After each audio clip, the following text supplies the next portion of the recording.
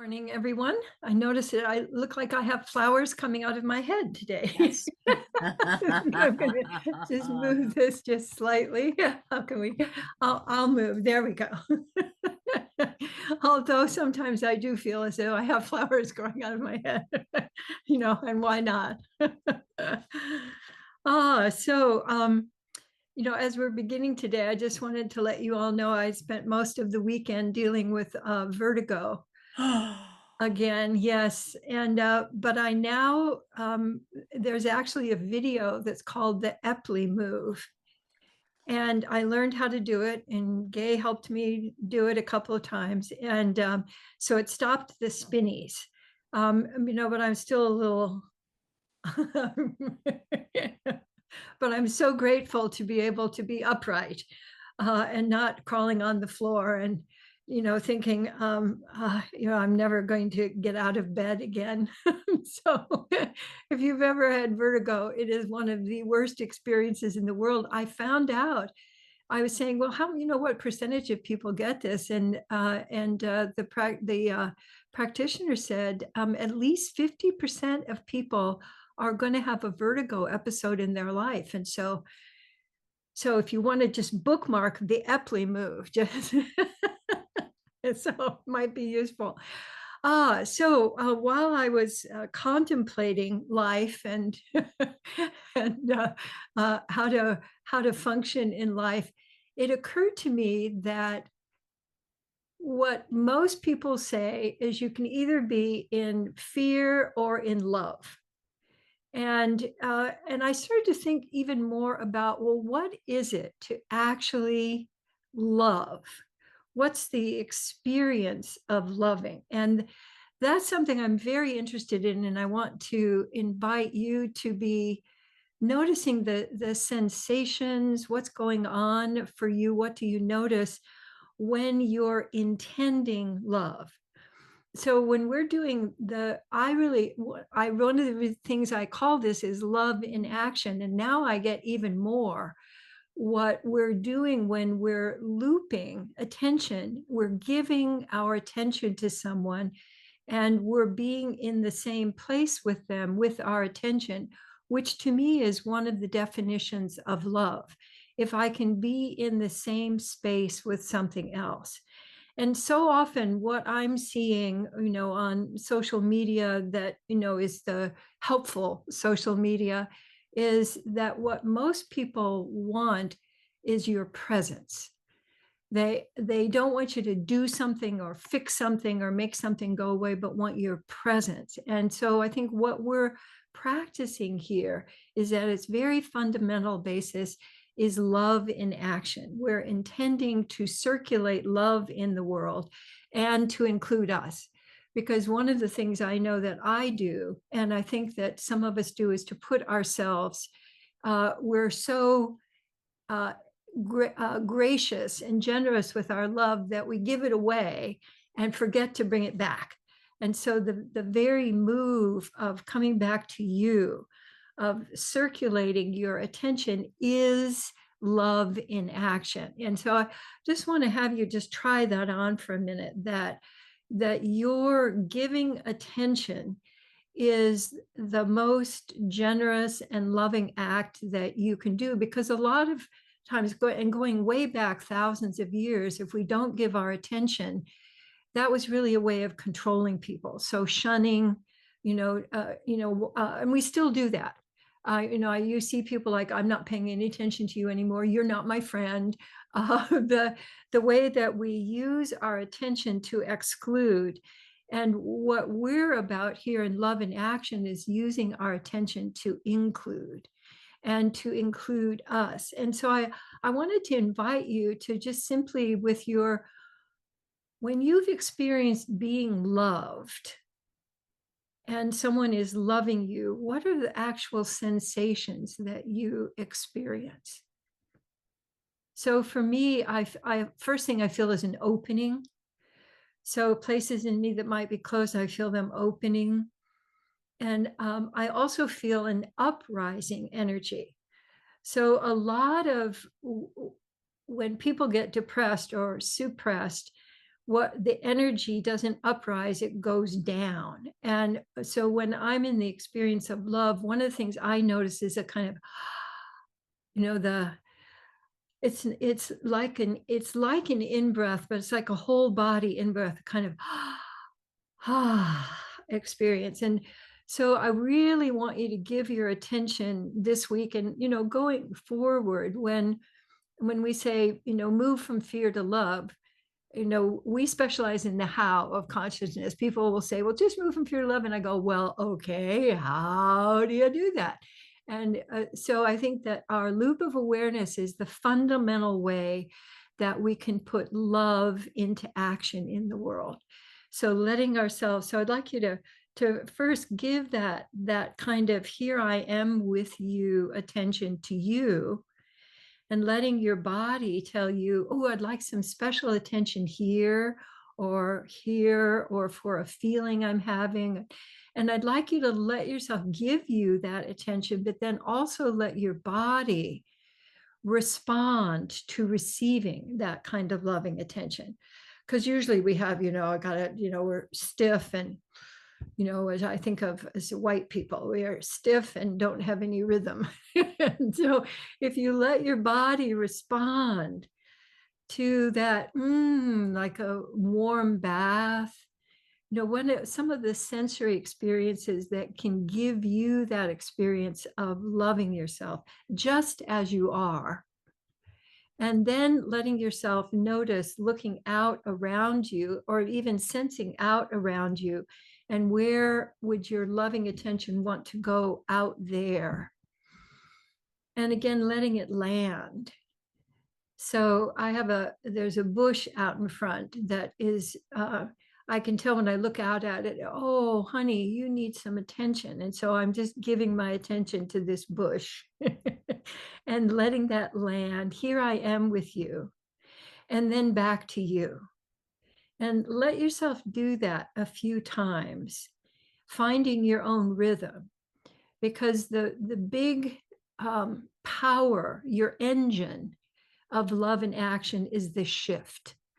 And so if you just flow out, number one, you're going to drain your reservoir. And number two, you're not including you in the rhythm. So finding the rhythm of the shift that's easiest for you, then giving yourself attention again. So I'm giving myself attention to the back of my neck, where I still have just a little bit of the woozies. I've also found that it's not good for me to read right now, so I'm not doing that. And letting yourself go back and forth. So even just giving that little bit of attention to what's going on in my neck, I can feel more flow in there. And your attention is the most powerful love engine that I know of, and the easiest. So it's something that you can do as you move around in the world. It's something that you can do as you might see something on social media that triggers you, and you give yourself loving attention for that. And then you can actually return that loving attention to the issue or the people who are involved in generating it, if you're feeling especially generous. So the shift of your attention with that experience of what is love really, and what do I experience when I am in love, and when I am in fear, or I am in disapproval or judgment, what is it to shift back into love? And so that's the love assignment for the week. And then I'd love to have you, Michelle, put up uh, I'd love for you to put up the card, and then I'd like you both to give your loving attention to the card, and then hold on a second, I need to handle something here. We're having our solar panels uh, today. Just a sec.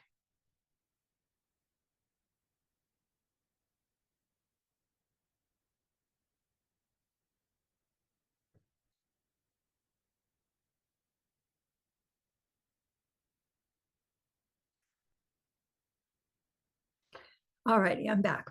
So I'm just giving my loving attention to all of the different things that are going on around here today.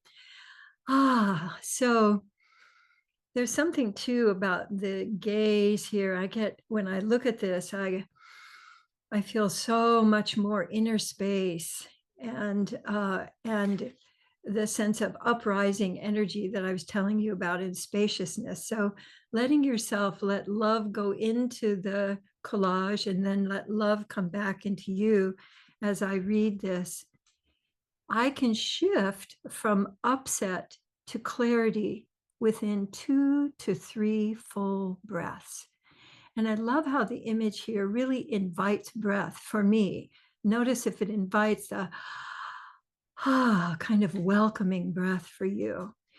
As I was deciding on the card today, I thought, well, what all of us need right now is how to shift easily from upset to clarity, because there are about a bazillion things that are upsetting that happen every day. So that's why I chose this card. So let me read that one once more. I can shift from upset to clarity within 2 to 3 full breaths.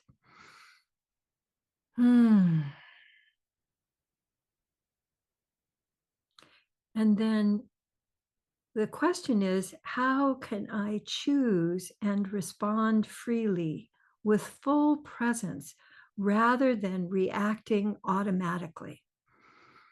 Let me read that once more. How can I choose and respond freely with full presence rather than reacting automatically? Hmm.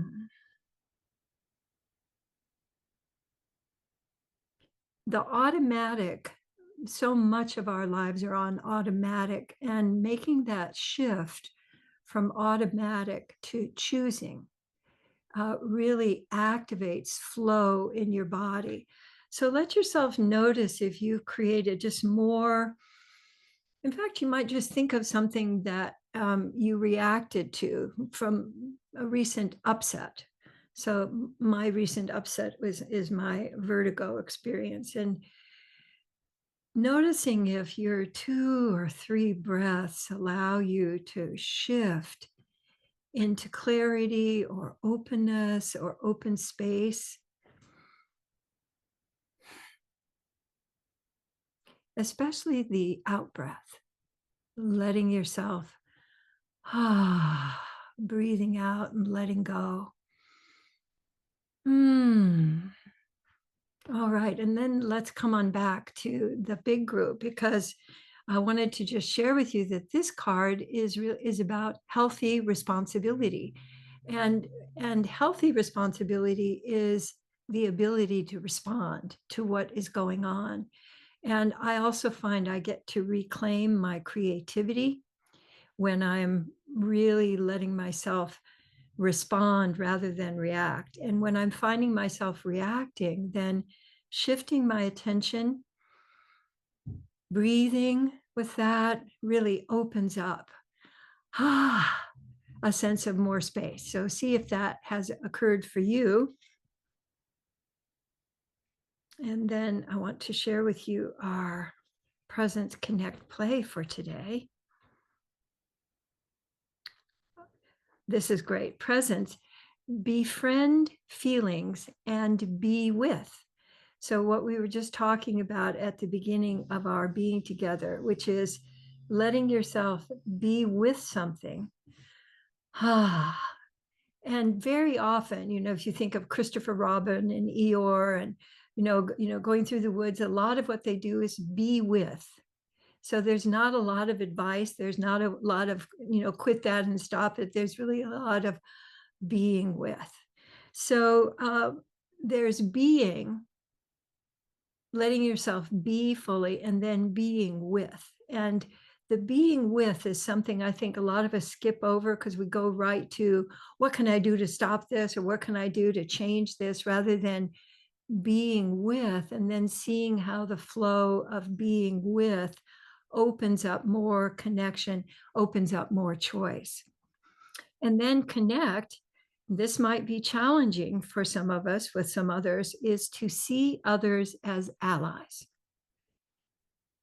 If you would be willing to see others as allies, I found this incredibly powerful, something that I can do. I don't have any control over how other people are going to react, but I can commit to seeing others as my allies, as being on the same team. And, even though they, may look different and believe different, we basically are on the same one planet. And, one of the things I learned in Pachamama is, we got to learn to get along or we're doomed. So the whole am I willing to see others as allies? And I have found some just kind of miraculous openings where I find a new connection with somebody. It's really just so, and even just a little opening, I can feel it. It's like there's a crack, and then, that's where the light comes in. So that choice is something that I have, with some people, needed to choose many, many, many times.